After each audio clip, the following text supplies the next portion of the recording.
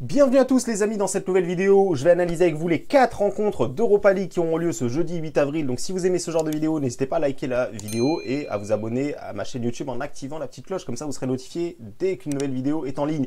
Je le rappelle, ces vidéos-là sont à titre explicatif pour vous donner mon ressenti. Moi, à titre personnel, les pronostics où j'investis directement de l'argent se trouvent sur mon canal Telegram. Vous avez le lien dans la description, donc n'hésitez pas à venir. Vous êtes de plus en plus nombreux et ça fait plaisir, les amis.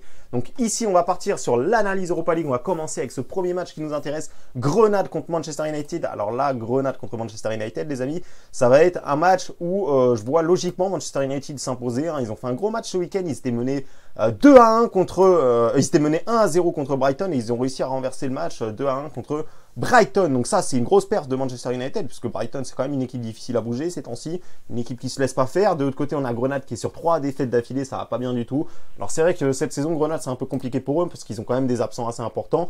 Mais voilà, moi, de l'autre côté, il y a quand même Martial, qui s'est blessé, qui sera absent, qui a peut-être même raté l'Euro d'ailleurs. Et bah voilà, pour moi, honnêtement, je vois jouer un petit peu les deux équipes. Pour moi, Grenade, c'est beaucoup de jeux. Voilà, ils balancent beaucoup de longs ballons devant. Manchester United, ils adorent ce genre d'équipe, vraiment. J'ai pu les voir jouer contre ce style d'équipe qui joue avec beaucoup de longs ballons devant. Et généralement, Manchester United s'en sort plutôt bien contre ce style d'équipe. Donc pour moi, ici, je vais pas passer trop de détails. C'est pas spécialement un pari qui m'intéresse puisque la cote de United est pas forcément value. Néanmoins, je vois une solide victoire 2 ou 3-0 de Manchester United là-dessus. Donc voilà, je vais pas m'attarder plus que ça là-dessus. Pour moi, vous avez compris, vous pouvez soit prendre directement United en sec, soit prendre le match nul, rembourser si Manchester gagne. Je pense que Manchester devrait faire le taf. On va passer maintenant au match Ajax contre l'Ajax d'Amsterdam contre l'AS Roma. Et là encore, on a une très très belle affiche parce que c'est deux équipes qui, en tout cas l'Ajax d'Amsterdam, c'est une équipe qui n'a plus perdu depuis le 10 décembre 2012. Les amis, c'est quand même une énorme performance. Alors oui, le championnat hollandais, l'Eredivisie, c'est pas la même chose que le championnat italien. C'est peut-être plus facile pour l'Ajax, mais c'est une grosse perf. Quasiment 4 mois sans perdre, c'est quand même monstrueux, sachant que la dernière défaite qu'ils ont eue c'était en Ligue des Champions contre une équipe italienne d'ailleurs, c'était l'Atalanta Bergame, et on peut se rendre compte qu'en plus de ça il y avait eu quand même des faits de match là-dessus, carton rouge pour l'Ajax, but 1-0, Atalanta qui gagne 1-0 en marquant le but à la 85e minute, donc voilà, je me méfie quand même. Pour moi, l'Ajax, c'est vraiment très costaud. Je retiens surtout le match étonnant qu'ils ont fait contre le LOSC, où ils ont réussi à gagner le match aller comme le match retour. Je rappelle que le LOSC est actuellement la meilleure équipe de France en Ligue 1. Ils sont premiers du championnat. Donc, c'est une énorme performance de la part de l'Ajax d'Amsterdam. Et vous avez compris, pour moi, je les vois confirmer. Je les vois logiquement gagner 2-0 sur ce match aller. Vous pouvez prendre soit la victoire de l'Ajax, soit vous pouvez prendre la qualif aussi. La qualif qui est très très bien cotée à 1,75. Donc, ça, c'est plutôt pas mal, ou le DNB si vous voulez plus de sécurité dans votre pronostic. On va passer maintenant à un autre match qui m'intéresse, ça va être le match entre Arsenal et Slavia Prague. Cette équipe de Slavia, vraiment, j'adore parce que ça fait depuis le début de cette Europa League qu'ils nous ont quand même fait encaisser beaucoup de pronostics. Il y a eu l'élimination contre Leicester où on les a trouvés. Ils ont réussi, les amis, à éliminer le Leicester de Jamie Vardy sans prendre de but. Donc ça, c'est quand même une énorme performance de réussir à ne pas prendre de but face au Leicester de Jamie Vardy. Match aller comme match retour. Donc déjà, ils ont déjà fait leur preuve contre un gros club anglais. Là, ils vont rejoindre un club anglais. Au tour d'avant, on les avait trouvés aussi contre les Rangers. Belle performance du Slavia Prague qui nous surprend de plus en plus. Et l'année dernière, ils avaient déjà fait un beau parcours en Coupe d'Europe. Là, ils ont l'occasion de battre le record qu'ils avaient fait la saison passée. Et voilà, après Arsenal, ça reste quand même moyen cette saison. Il y a encore une défaite 3-0 contre Liverpool ce week-end. Arsenal, on le sait, c'est plutôt moyen en défense. C'est plutôt assez bon en attaque, mais en défense, il y a clairement des lacunes.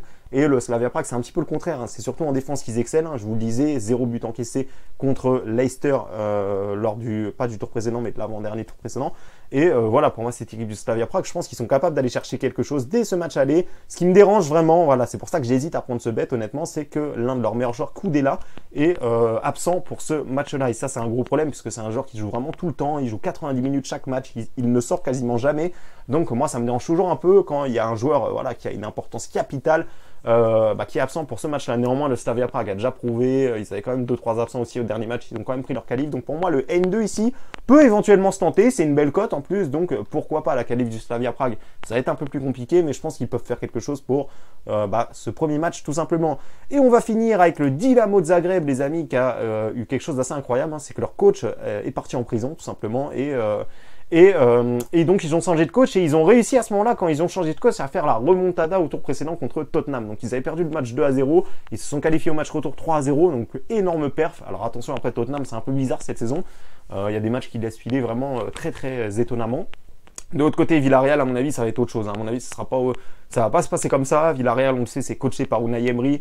Il y a vraiment une attention particulière autour de cette Europa League. Je rappelle qu'Unai Emery, c'est l'un des entraîneurs qui a gagné vraiment pas mal de fois l'Europa League. Il l'a déjà gagné 3 fois avec Séville. Donc, vraiment méfiance là-dessus. Pour moi, Villarreal, logiquement, va faire le job pour ce match aller. Je les vois solides quand même si c'est vrai que Dinamo Zagreb, c'est pas évident à bouger à domicile, mais je pense que voilà, l'effectif du côté de Villarreal, le fait que Unai Emery prend vraiment cette compétition-là très au sérieux, voilà, pour moi je m'attends à une logique victoire de Villarreal pour ce match aller, pourquoi pas un 2-0.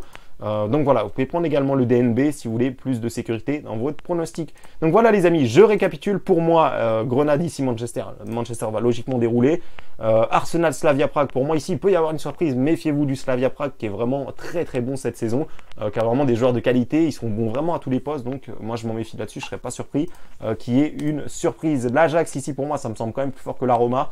La Roma qui a en plus des absents, alors je ne l'ai pas précis, il y a aussi Danny Blind, un joueur important qui est absent du côté de l'Ajax, mais l'effectif nous a vraiment montré que l'effectif de l'Ajax nous a déjà montré par le passé que même avec quelques absents, il savait faire le job, il y a vraiment des bons joueurs encore une fois à tous les postes.